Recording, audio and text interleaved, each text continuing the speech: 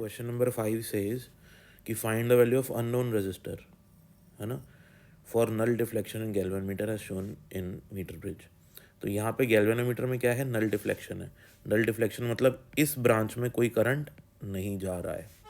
तो metre bridge क्या होता है डियर स्टूडेंट्स? मीटर ब्रिज ना एक व्हीटस्टोन ब्रिज के बराबर सा होता है, मतलब उसके जैसा ही दिखता होता है। कैसे? ये मैं आपको ये डायग्राम बना के दिखाता हूँ। देखो, अब ये जो मैं डायग्राम साइड में मैंने ड्रॉ किया है, ये पी क्यू, ये आर एस मान लेता हूँ रेजिस्टर्स, ठीक है। अब इस डायग्राम में और इस डायग्राम में कोई फ़र्क नहीं है। क्यों नहीं है? क्योंकि यहाँ पे भी ये पी लगा हुआ है रेजिस्टर, यहाँ पे भी लगा हुआ है पी। अब ये वाली जो वायर है मीटर ब्रिज की, ये भी एक रेजिस्टेंस के जैसे एक्ट करती है, ठीक है। ये आर रेजिस्टेंस के जैसे एक्ट करती है। बीच में लगा है गैल्वेनोमीटर, बीच में लगा है गैल्वेनोमीटर, साइड में एक और रेजिस्टर लगा है, साइड में एक और रेजिस्टर लगा है, उसके नीचे एक और लगा है, ये एस।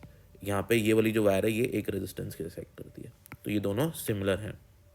अच्छा, व्हीटस्टोन ब्रिज के अंदर क्या होता है, जब ये गैल्वेनोमीटर में कोई करंट नहीं जाता तो हम क्या मानते हैं? तो हम ये मानते हैं कि P upon R equals to Q upon S, या और ऐसे भी लिख सकते हैं P upon Q equals to R upon S. दोनों में से कुछ भी लिख सकते हैं, दोनों सही हैं। तो मतलब इन दोनों का रेशियो रेजिस्टेंसेस का बराबर है इन दोनों के रेशियो के।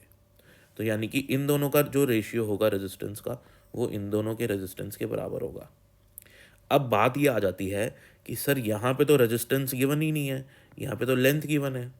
तो हमको ये तो मालूम है ना कि रेजिस्टेंस किसके प्रोपोर्शनल होता है, फॉर्मूला ये होता है ना रो एल बाई ए। तो रेजिस्टेंस किसके प्रोपोर्शनल है? लेंथ के प्रोपोर्शनल है। तो जितनी ज़्यादा लेंथ होगी भैया उतना ज़्यादा ही रेजिस्टेंस होगा।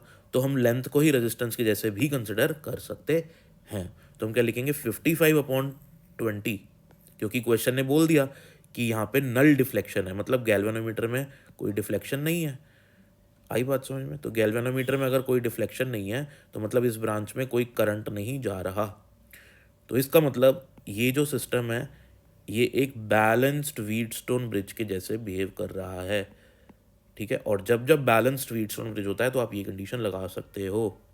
तो 55/20 कर दो equals to 50/20 equals to R upon ये बची हुई लेंथ। बची हुई लेंथ कितनी है? 80। 80 कैसे आई? इसका नाम है मीटर ब्रिज। मीटर ब्रिज में जो ये वायर होती है ये 1 मीटर लंबी होती है, इसीलिए तो इसका नाम मीटर ब्रिज है। तो 1 मीटर लंबी है, ये 20 सेंटीमीटर है, तो ये बची हुई कितने सेंटीमीटर होगी? 80 सेंटीमीटर, राइट।